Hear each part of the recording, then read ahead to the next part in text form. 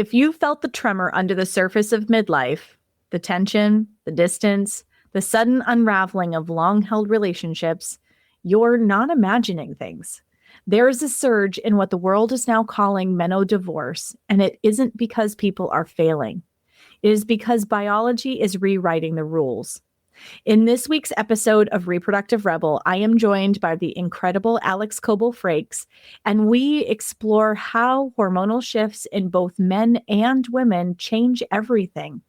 Identity, intimacy, emotional regulation, communication, even the stories we tell about who we're allowed to become. This isn't about blame. It's about understanding our bodies, our chemistry, and why so many partnerships are cracking under the weight of midlife transformation. If you want to understand what is happening beneath the breakup, the biology, the sovereignty, and the possibility, this episode is your compass. Hi, I'm Adrienne Irizarry. I'm an East Asian medicine practitioner who is passionate about women's health and helping women to live their best lives. My goal is to put you in the driver's seat of your health, offering holistic solutions for a symptom-free life. Statements made in this program are for educational purposes only and not intended as a substitution for medical consultation or advice. We do not claim to diagnose, treat, or cure any diseases. This podcast is inclusive and welcomes all gender identities. The focus of the program is on biological function, and we will use the term women throughout, but it is referencing physiological and social challenges for biology, not identity. Come as you are, I am happy you're here and welcome all performances of identity. I hope you find something helpful in this show.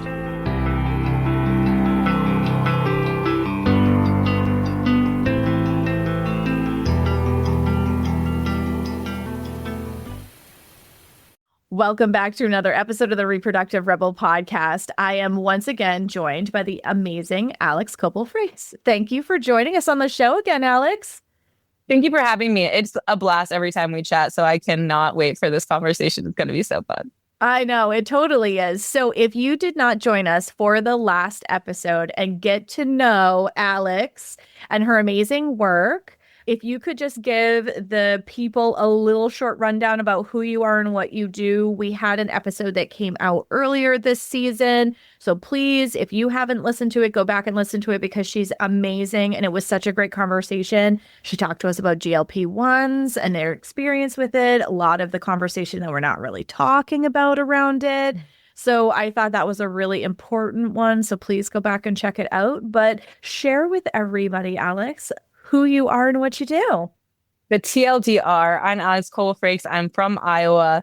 I started a period planning company in 2019 because I wanted to show women how to plan with the phases of their menstrual cycle, because I started to integrate cycle syncing and really understanding it's not just our exercise and our nutrition needs that change, but the way our brain is oriented. I just actually learned this fact yesterday. You have a neurological reset on day 1 and day 2 of your period, which is why you are supposed to be in the bed. You're supposed to be relaxing. You're supposed to be in the menstrual high. You're supposed to be in the red tent, because your brain does a during this time, a whole reset every single month. What? That's crazy.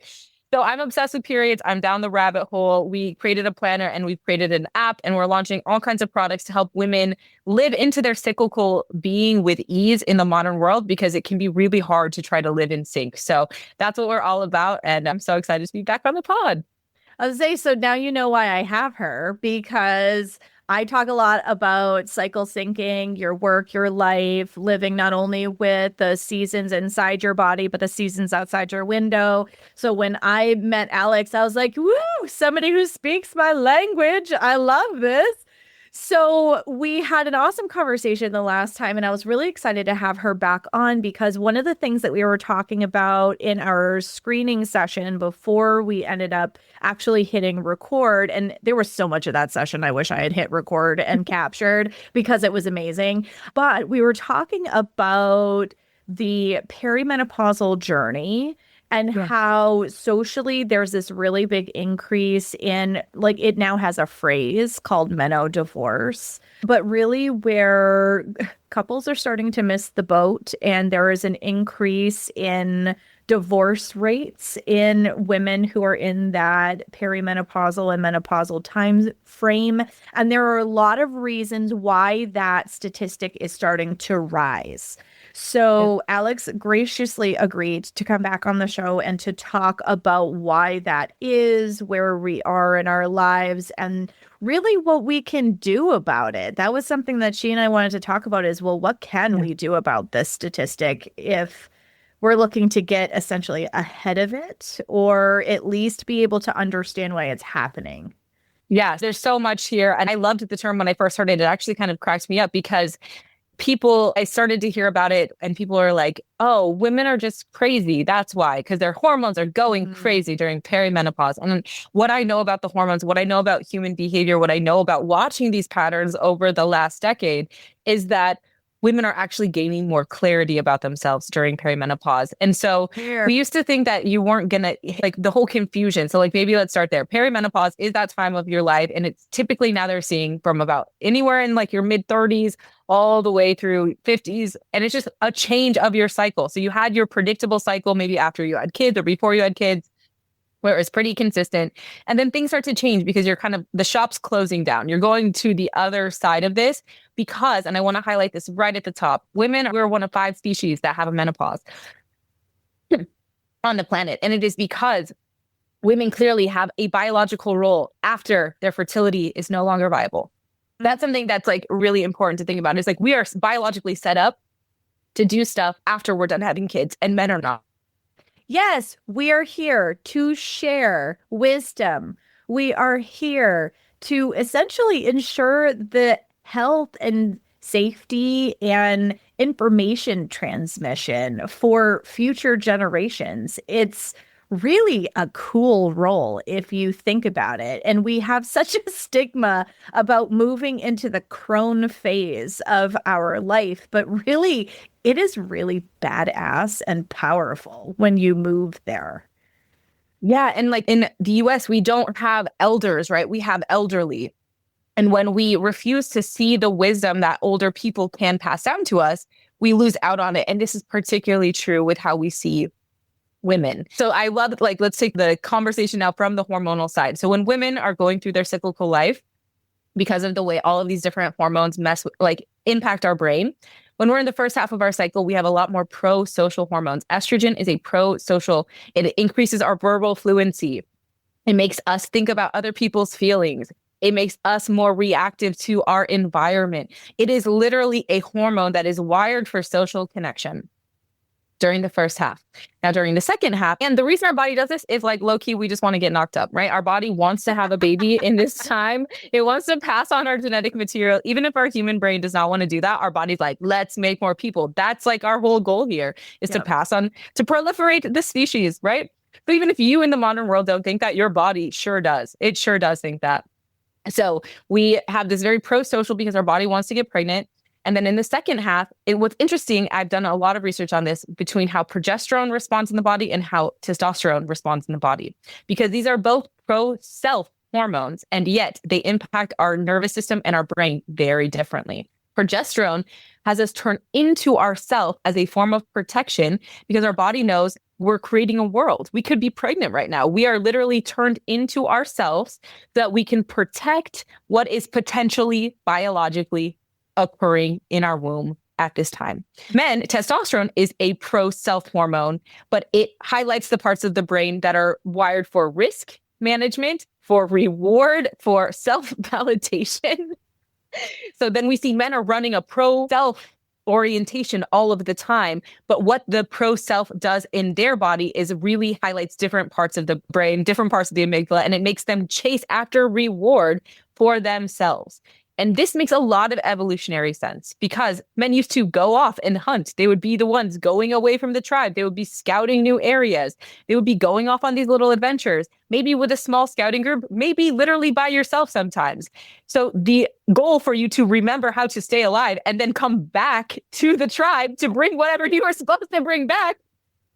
Of course, that makes sense that their hormonal body is turned inward to themselves. But then there's also a lot of really great burgeoning research that shows men go through andropause like we do. And in the past, This makes them more violent, more aggressive when they lose their testosterone. So in the past, at that point, two things would happen. They would either get kicked out of their tribe because they were violent and crappy. They'd essentially get exiled. And then we didn't have a lot of the violent misogyny. This was pre-patriarchy, right? Because they would just get removed. Or the men who would stay adapted a more pro-social brain pathway. They learned adaptive behaviors to make them more compatible with community life. If they did not learn that, they were removed from the tribe. You are voted off the island. You're voted off the island. Goodbye. And what I think we are seeing in Menodivorce is that women have finally gotten, like, so patriarchy crashed all that, made women a means of production, extrapolated labor from our bodies, et cetera, et cetera, et cetera. Women are finally back to this tipping point in the modern era where they have regained means of production. They have gone to getting their education. They're assuming these leadership positions. It's only been 50 years that we could even have our own freaking bank account without a man signing us up for it, right? Because we went through a literal dark ages with the patriarchy. So now we're coming back on the other side. And what I believe is happening in Menodivorce, this is the first time I'm even articulating it like this out loud, which is kind of fun. A podcast first, right? Like, is Menodivorce is us kicking the men out of the tribe who refuse to learn the pro-community behaviors that are required to stay with us. Ooh. And that is why we're seeing that 70% of divorce initiated by women is happening during perimenopause, because in perimenopause, we have less estrogen. So we have more and more of our pro-self orientation. But remember, women's pro-self orientation is about safety, preserving. It is about maintaining equilibrium. It is not about risk reward, because women always still have that estrogen unless you get your ovaries removed, which is a whole other conversation we could have. But because we're constantly, our whole lives, maintaining a level of estrogen that is higher than men ever have in their body, we are constantly primed for a pro-social for our entire life. Meaning, how is my ecosystem? What is the community? And that is why women switch from a fertility orientation to a network, a gathering, a building, a wisdom passing. And why they don't go off and just do that for themselves is because of estrogen. So this is what I think is happening. This is the Menodivorce is the modern take on kicking the man out of the tribe who refused to learn a pro-social orientation in order to make their skills, when they are no longer fertile, to make their skills still useful to the tribe. They need to learn how to be compassionate and caring. And the men who are unwilling to do that are getting divorced. Oh, there's so much to unpack there. So andropause, I want to come back. Andropause is probably a new concept for most of you.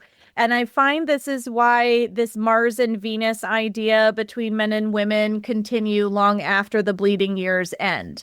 Is women start becoming more externally focused with their energy. Okay, there's this pro-community aspect of things. Men start being a little more pro-home and hearth, and they start turning inward a little bit more. They've been the breadwinners, they've been out in the world, they've been doing these things, and maybe not the breadwinner, but that's how they're wired, right? Hunter-gatherer. Let's bring it back to that.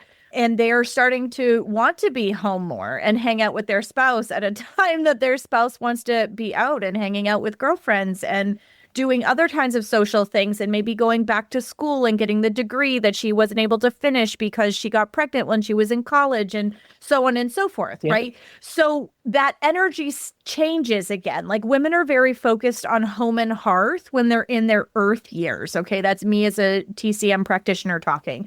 So in their earth years, they're very much more home and hearth. Once they start moving into their metal years or perimenopause, as they're transitioning to their non-bleeding years, they want to reconnect with girlfriends that they haven't really been able to talk to. They want that social aspect of things because they've really been very isolated in the child rearing process up until that point. And men have a steady state of testosterone for the most part, day in and day out. They go to bed feeling one way, they wake up feeling the same way. That happens pretty much their entire experience. So when their bodies begin changing, Chinese medicine recognizes that men's bodies change in 8-year cycles. So every 8 years, men's biochemistry changes in some way or another. But because it happens in a more subtle way, like women have a symphony of things that are going up and down at different points in their cycle and blah, blah, blah, blah, blah, which is why during perimenopause, we feel that transition more pronouncedly.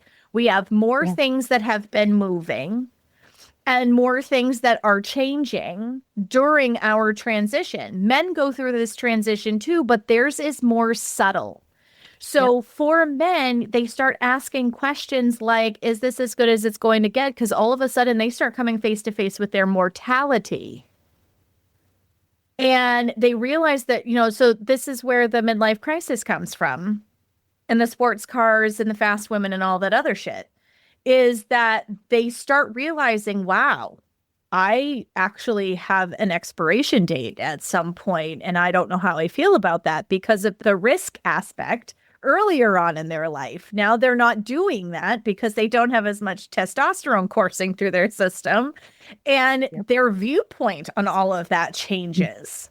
The way they want to take risks. And so they're like, oh my gosh, I have to live, right? So this is where your stereotypical midlife crisis in a dude comes from.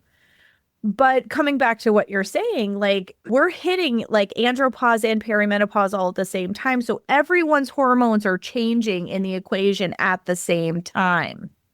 And I think that's really important to highlight because we focus on perimenopause. Yeah, that can be don't even want to use the word disruptive. I mean, disruptive in terms of we're not allowing things to remain status quo, but not in terms of this being a bad thing in a person's life, because you're stepping into more alignment with your heart knowing and your essence self and giving way less of a shit when anybody else thinks about you and your truth. That is a really powerful, unshakable place to be. Powerful women are scary. Okay, this is Terrifying. why people are like perimenopause. Oh God, this is going to be so awful. Like, I'm here for it, man. I'm in it. I'm in it. I'm in it, and it's great. It's welcome to the fucking club. Let's go, bud. Like, it's not. The things that make it horrible are the lack of information, the not knowing. And that is very intentional. It is super duper intentional because if women are so burnt, like under patriarchy, right? This is not about any of our individual husbands. Like this isn't happening on the micro level. This is at a systems level. Because if we are out of sync with our cycle for our whole fertility time, by the time we hit perimenopause and all these extra changes happen, we are going to be very clearly burnt out, worn out, drugged through the mud, that we kind of see a lot of times a collapse into menopause. We're not seeing a healthy transition into menopause. We're not seeing a gentle ride into menopause because the world as is has no desire for menopausal women to be healthy, strong, vibrant community members, because when women are healthy, vibrant, and strong, they don't stand for this bullshit that's happening. They should be scared. They should be shaking in their boots because by 2030, 1 billion people on the planet are going to be in perimenopause or menopause. Yeah. 1 out of every 8 humans is going to be. So if we teach them how to like harness this rage they've earned and get healthy again, we can save the planet.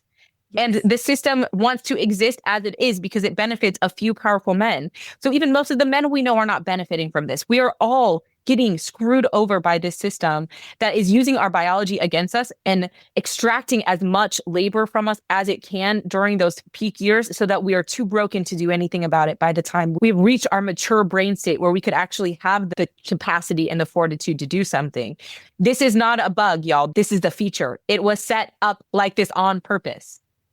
Yes. Well, and I think that it's also really important too that some of where this symptomaticness comes from is a suppression of voice. Okay. Yes. This is why I swear for emphasis and clarity on this fucking show, because we often, as women, hold our tongue, bite our tongue, swallow what it is that's coming up that needs to be spoken through in order to keep other people comfortable. Yay, estrogen. Okay. So when you are an estrogen dominant human, you can soften things for the good of people, but only to a point. You are jamming energy. Okay. Emotions are energy in motion. You are jamming that shit down into your system. And you will eventually, like, there's only so much energy that you can drive into that spring before the spring is going to spring back out of the box. The lid is going to blow off. And that's where a lot of these rage and explosive kinds of symptoms that people are like, I was fine. And then all of a sudden it felt like my body was betraying me. No, she's yelling at you because you have spent so many years not listening to her whisper to you. Then please, I need you now. Now. Yes, it is urgent. Help me now. And if you have been dulling your shine, muting your voice in relationships that are not aligned, okay, I'm saying this for people who are uncomfortable with the fact, and this is going to make some people squirm, and I know it is, that you know you're in a relationship that isn't healthy for you. By the time you get to perimenopause, you are not going to have any threshold for tolerance for that bullshit anymore. You're not. Yeah. You're simply not going to have the energy to try to jam it down into the box anymore.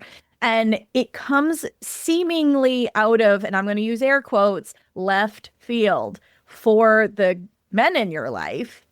Because I remember my father a few years ago was just like, man, you're getting outspoken in your old age. And I said, thank you for noticing. Because I'm healthier now than I have ever been.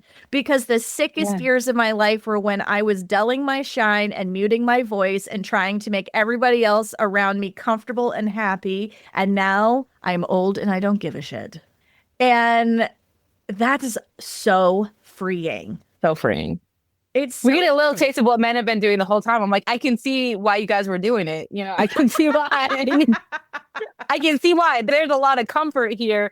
But the difference, again, is like when we look at like the overall system is that men do that kind of advocacy almost entirely for themselves. And women are doing that in a frame of mind that is like for their children and for their community and for their heart fire, I think you called it. I really love that, right? It's just like, because of that, we get to turn outward. But when we don't have as much of that estrogen, we can tell the truth and we can be more firm while still being community minded, which is why women are so incredible. And I'm like obsessed with us. Like, how cool is that? Like, that's so, so cool. But yeah, like men, they just get to walk around like that all the time. And what I think you wanted to set off with some solutions is men needing to start to understand that these paradigms are going on and start to understand where they may have fallen down in that because of the way that the world is, the way that like we're all have internalized misogyny and internalized patriarchy because that's how the world is. But we can start to come together and undo it, but you have to listen to the woman in your life before it is at the point where it's too late. So like I've been pitching this book concept, right? And the book that I'm working on, an agent got back to me and was like, this is so fun. I really love this concept. And honestly, if my husband leaves his oatmeal bowl in the sink one more time, I'm going to divorce him. And I'm going to send him this clip of you so that he can see what I'm talking about, because I'm really not kidding this time. And I was just like, she's about to divorce this man because he just leaves his oatmeal bowl. Like, because what that's saying to her is you automatically assume that it is my job to clean up after you. You're not acting like a grown-up partner in this relationship. Yes. I had a client a few years ago who started with me and was like, I don't think I'm going through menopause yet, but I would like to work with you so that when I get to that point, she was in her early 50s, when I get to that point, I would really like it to be a gentle transition and so on and so forth. And so I gave her my usual spiel about, this is how here are the energetic changes. The Bao Mai is changing direction. And instead of having your energy go from your heart to your womb, it's now going from your womb to your heart. And so you're moving through the world with a heart-centered knowing and all of this type of stuff. And I was just like, and you're going to occasionally have what you think are irrational moments where something small that you've always done is going to really piss you off and you're not going to know why. And that's okay. And then, I saw her 30 days later and she goes, I think I'm in it. And I was like, what do you mean? And she goes, my husband, I go to bed before him. My husband has always left his shoes at the bottom of the stairs, and I take them upstairs with me when I go to bed every night. She goes, I've been doing it for 20 some odd years. She goes, and one night I took a look at those shoes and lost my shit. She said, I had this voice in the back of my head going, why are you freaking out right now? And then what was coming out of my mouth was, why am I the only one with two capable hands that can pick up these shoes and take them upstairs? You're a grown ass man. I am not the only capable person that can do this. And I am done picking up after you. And she went upstairs. She goes, I slammed my door and went, what the hell just happened? She's like, part of me felt totally justified getting that off my chest. And the other part of me started to cry. She goes, and then that was the part that like kind of stepped forward and came through. She goes, because I felt bad that I reacted that way. She goes, he just stood there completely bewildered. Like, what the heck is this woman going on about? And she goes, I just felt so angry and it came from my toes. But it comes from the fact that we spend decades of our life doing piles of invisible work. And then all of a sudden, lid blows off. And this is one of the hallmark signs, even if your cycle hasn't started getting weird yet, because your cycle doesn't have to get weird for you to be in this transition. From a TCM perspective, the change starts happening energetically first. And then the cycle follows. And I've even heard for like neurodivergent people, they're thinking it's like, or even earlier, like, yes, like as early as men, like 30s, probably starting the shift. So when I told you, I think maybe last time that I got what I called a pre-peri divorce, but it might have actually just been up like where I'm like, I can't do this anymore. Like I cannot stay with this man who won't do these things. And I have two babies and like, what? I'd rather do this by myself. I cannot keep doing this. I cannot do it. And then I got divorced and I'm much happier. The other side of it. But I think it's just when we can understand that these things are predictable, that women are not irrational, that men are not even irrational. These are biologically verifiable things that we can start to understand and unpack. We can feel because I think the thing that feels jarring is when people feel taken off guard by them, when it feels like it is touching them. So thank God you had that conversation with her. She probably would have had you not prepped her for that, she would have had a much different self-reaction in that moment because she would have felt like a horrible person. Absolutely. She knew, okay, maybe that's not the delivery method. Maybe I could fine tune the delivery method, but the message, I was standing on business with that. Like I'm no longer available for being treated like this in this partnership. And that can give that partner an opportunity. So when we're having those, I think that's why having the baseline of tracking your cycle as early as you can and having your partner in those conversations will prepare you for and will reduce the intensity of perimenopause. Oh, so even just getting people tracking their cycle together, having that as a part of the conversation, understanding that if we're just like going by the laws of science, men are the same every day. So it makes more sense for them to adapt to our cycle. That is not the same every day. It is going to be less work than having a woman who is changing every single day try to adapt to your cycle that is the same. Like it doesn't make sense. The thing that is in flux in her body, she cannot stop. So it's better for you to attach your knowing to what the ship she's running, because that just makes the most logical sense. But I think when people can have those conversations and they can start to talk honestly about these things, then we can understand, why are we having these moments? We can bring in some humor and some lightness, and we can work to, because just like what you're saying, why we are seeing this collapse right now in the modern world is that piece overlaid is the invisible labor. Women are still doing 60 to 70% of unpaid labor on a global scale. And this is even in partnerships where men think that they care and they think that they're pretty woke. It's still happening at an unequal level. Part of this is because there is a biological attunement that children have to their mother because of what happens when you are in the womb. There are some of those things, like, doesn't mean men cannot be nurturing or compassionate. We know that's scientifically bullshit, but there is attunement biology that humans, they are the most attuned to the person that they came out of. It is scientifically based. So we know that there's already some more of that work. So where can you show up in other ways? Because maybe you won't be able to replace her in that attunement. And that takes a tremendous amount of effort to raise humans. But where else can you step in? Where else can you understand what's going on in her body? Where else can you be in partnership, prepping the food, and maybe even making sure you're trying to do it in a way that feels fun to both of you? So like, I hate doing the dishes. My partner hates folding clothes. I'm like, I think folding clothes is very meditative. I will fold the clothes and you will do the laundry, or you will do the dishes, because I hate, it's disgusting to me. I hate everything about it. And so like, there are those things, but we have to have the honest conversation that, one, this is something that's happening. This is a biological reality. Women are not crazy. These are things that are going on in their body. And then two, how do we want to solve for this in a way that makes our partnership feel equitable? And if we're not solving that, you are no longer being a good member, a steward of the health ecosystem, and you will be removed from the tribe during perimenopause, more than likely. Or you'll just keep suffering in silence. Like, that's the other alternative. We weren't seeing this happen with our grandparents or our parents' generation. They were just staying dangerously, toxically, unhappily married to each other for 50 years and calling that success. And having breast cancer and having closeted drinking problems and taking medication. Like, if you look at some of the ads from like the 1950s, early 60s, where they're advertising taking things like lithium in order to be able to deal with your day-to-day, like, all of this shit was happening. But what was happening is nobody was talking about it. It was expected to be in your home, really in the quiet annals of your own brain. You weren't even encouraged to have these conversations with your partner.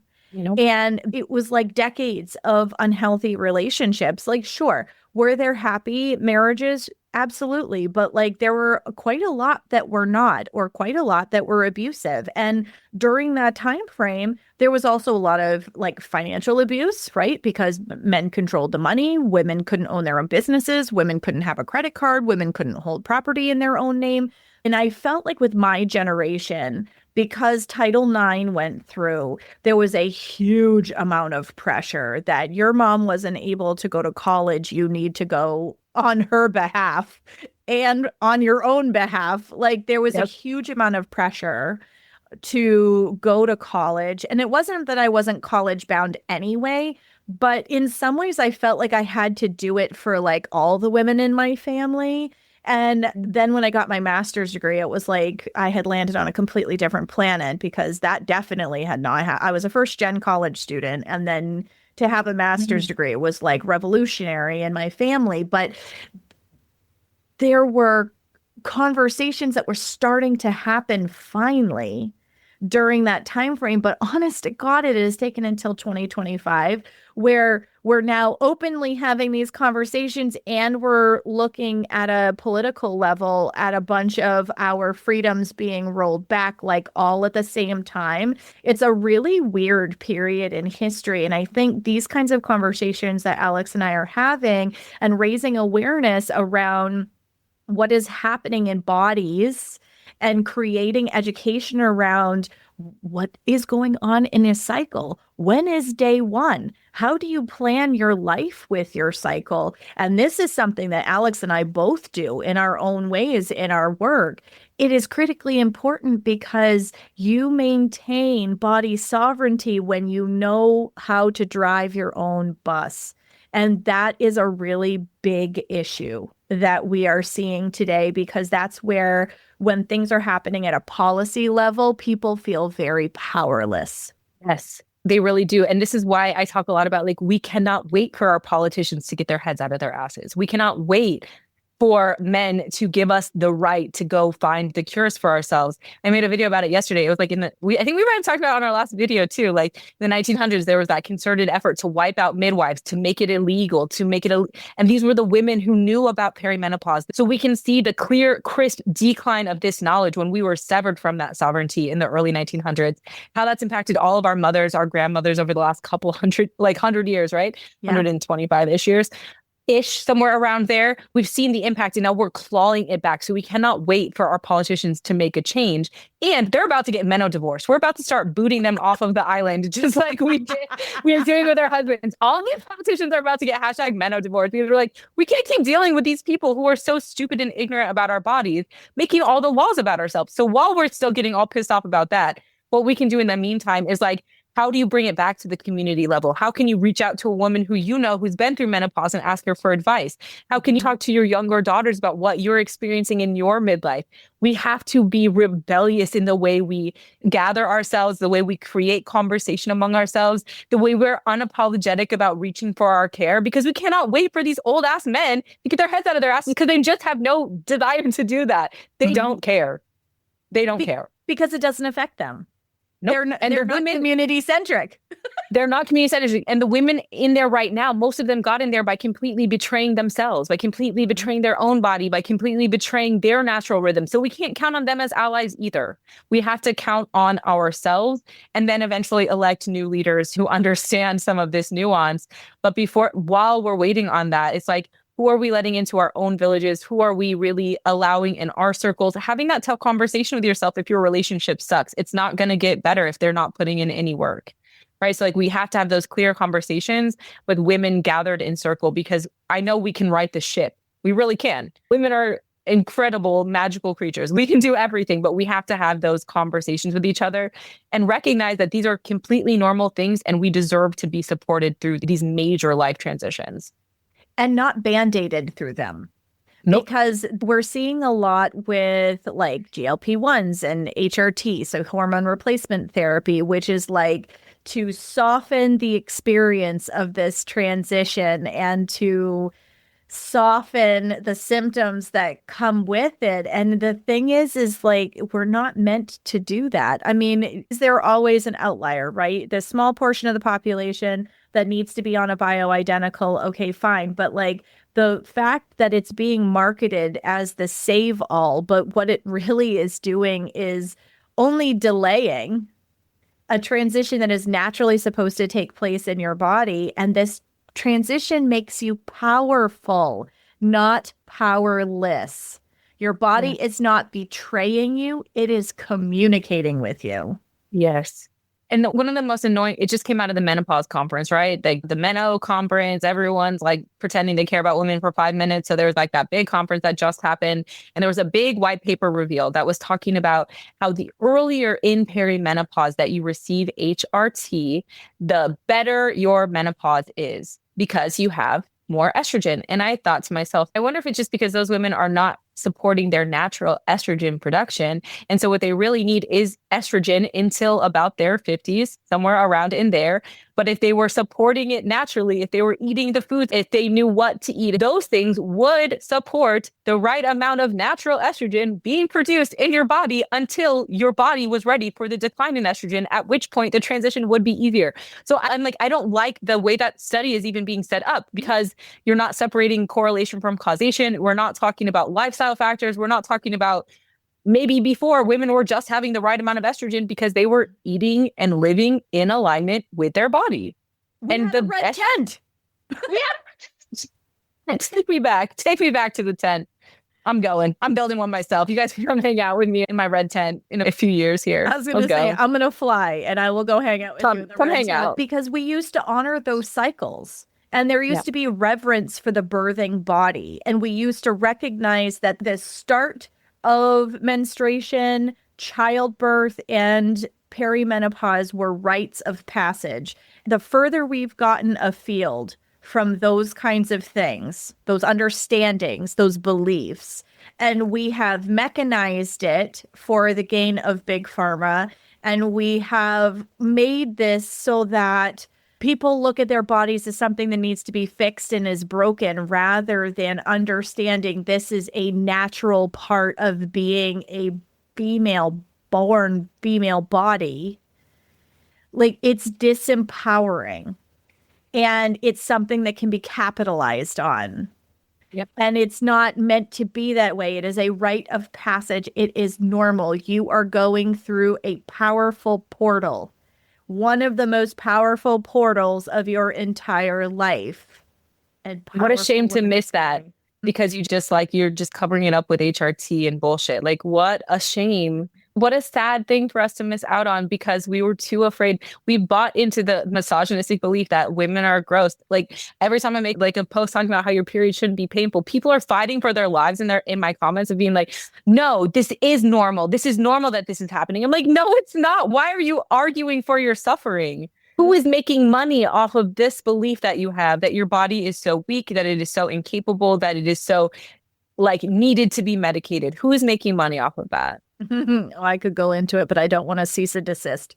So on that, but so that is like one of the most radical ways that any of us can fight back against oppressive systems is body sovereignty, is understanding and then living with and making accommodations for yourself and cutting things out of your life that don't work with your cycle, and actually living with the design that is in your DNA, because you will feel better when you are doing the thing your body was made to do. Here, sister, I was going to ask you for a final thought, but I think that was Boom. it. Boom. So if people want to find you and your awesome work, Alyx, and now you all can see why I love Alyx so much. We get fiery and spicy about the same things. So come join me with my tinfoil hat on and my period connection map at theagendaperiod.com. I'm like Kevin, like the 7 degrees of Kevin Bacon. I'm like, tell me something. I'll tell you how it relates to the menstrual cycle. I'm like, what? Me Let's go. So come hang out with us at the Agenda Period. We're at Agenda Period on TikTok. We've got some really cool stuff in the works. So come hang out. And yeah, thank you again for hosting me today. This was such a delight. I took notes, you guys, because she's the best. I'm like, you took me to school on your own podcast. I'm like taking notes over here. Like this was so much fun. So thank you so much for having me today. Oh, thank you so much for coming on and for sharing your wisdom, your energy. I just love having conversations with you. And until next time, everybody. Thank you for joining me for another episode of Reproductive Rebel. Reproductive Rebel is recorded by certified peri-steam hydrotherapist and acutonics practitioner, herbalist, and Chinese nutritional therapist, Adrienne Irizarry of Moon Essence LLC. If you are interested in setting up an appointment for one-on-one support, ordering from our store, or checking out our course offerings, visit our website at moonessence.life. Be sure to subscribe to our newsletter and get insider information on upcoming events and offerings. Join the conversation. Like and follow us at MoonEssenceMe on Instagram, Facebook, or LinkedIn. Your voices make this program possible. Thank you all for your continued support.